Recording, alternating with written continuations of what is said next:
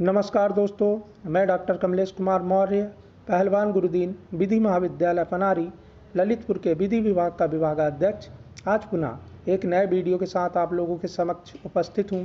आज के इस वीडियो में हम जानेंगे महिलाओं के विरुद्ध बढ़ते अपराध को रोकने के लिए क्या सही है आपकी भूमिकाएं।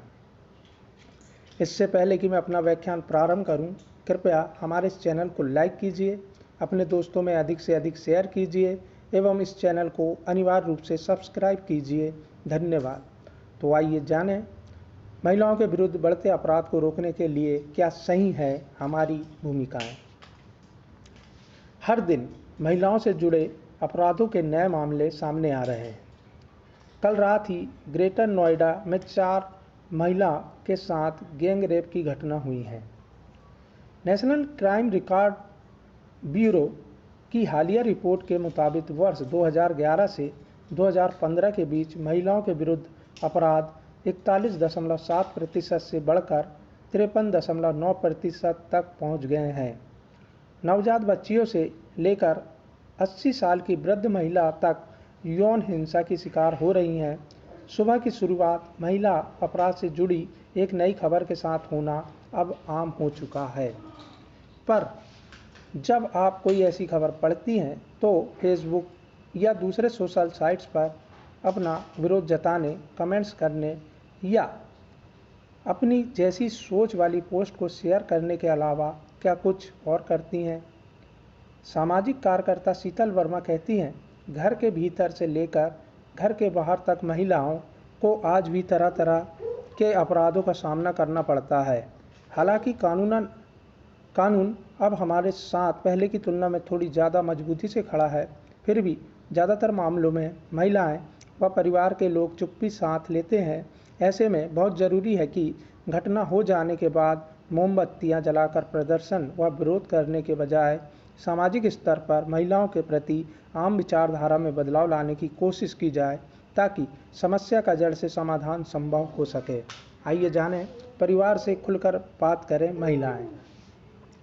हमारे देश में महिलाओं के साथ होने वाले बलात्कार व अन्य अपराधों के करीब 90% मामलों में अन्य कोई नहीं बल्कि परिवार के सदस्य, रिश्तेदार, पड़ोसी आदि ही शामिल होते हैं।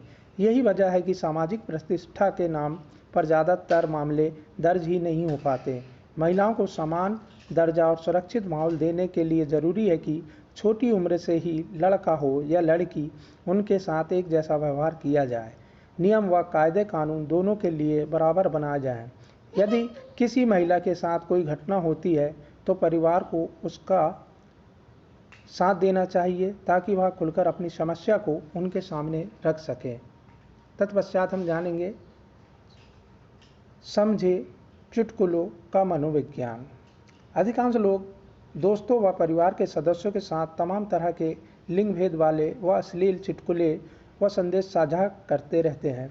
भले ही आप उसे पढ़कर एक हल्की मुस्कान के साथ आगे फॉरवर्ड कर देती हैं, लेकिन इस तरह के चुटकुले लोगों की सोच व मनोदशा को प्रभावित करते हैं और महिलाओं के प्रति अपराध में एक बड़ा कारक बनते हैं। सोशल साइट्स का उपयोग अपराध की प्रवृत्ति पर अंकुश लगाने वाले मैसेज साझा करने के लिए करें, ना कि बढ़ाने के लिए। आगे जानें, सही समाधान की मांग करें। नारे, कर्फ्यू, धरना, दंगे फसाद आदि से समस्या का समाधान संभव नहीं हो सकता। यह सब करने की बजाय सही उपाय करें, जैसे कि सुरक्षित यातायात के साधन, गली मोहल्ले व सड़कों पर पर्याप्त रोशनी, कोर्ट में मामले का शीघ्र विचारण, लोगों में नैतिक कर्तव्य का बोध तथा पीड़ित के साथ संवेदनशील रूप से व्यवहार आदि पर अपनी सारी ऊर्जा लगाएं। आपकी छोटी कोशिशें भी समाज में बदलाव लाने में मददगार साबित होगी। तत्पश्चात हम जानेंगे महिला जाने अपने अधिकारों को या अपने अधिकारों के प्रति जागरूक बने। उच्च न्यायालय में सॉलिसिटर एवं एडवोकेट कुणाल मदान के अनुसार हमारे देश में लगभग 98% महिलाएं संविधान द्वारा उन्हें दिए गए अधिकारों के बारे में जागरूक ही नहीं हैं। वे इस बात से भी अनजान है कि महिला जहां चाहे 0 FIR के तहत रिपोर्ट दर्ज करवा सकती है और उसकी शिकायत संबंधित थाने तक पहुंचा दी जाएगी। दूसरा सबसे अधिक मामला घरेलू हिंसा के होते हैं, लेकिन वे नहीं जानती कि थप्पड़ मारना, थूकना, अपमानजनक व्यवहार करना आईपीसी की धारा 323 के अंतर्गत कानूनन अपराध है। वहीं यदि उनको गहरी चोट लगती है तो वे आईपीसी की धारा 498 के तहत और हत्या करने का प्रयास धारा 307 तथा रेप करने की कोशिश धारा 511 और बलात्कार धारा 375 के तहत गंभीर अपराध है, जिसके लिए अपराधी को 2 साल से 10 साल तक की सजा मिल सकती है। यदि अपराध संगीन हो तो दोषी को आजीवन कारावास व फांसी की सजा भी हो सकती है, जैसा हाल ही में निर्भया के मामले में देखने को मिला है। अगर आप चाहती हैं कि महिलाओं के साथ होने वाले अपराधों में कमी आए तो आपको भी अपने अधिकारों के प्रति जागरूक होना चाहिए और दूसरों को भी जागरूक करना चाहिए। तत्पश्चात हम जानेंगे, पीड़ित को न ठहराएं दोषी। हमारे समाज में कोई भी घटना होने पर दोषी सिर्फ महिला को ही ठहरा दिया जाता है। उसके कपड़े, जीवन शैली, रात के समय घर से निकलने आदि वजहों की आड़ में उसे ही घटना के लिए जिम्मेदार मान लिया जाता है।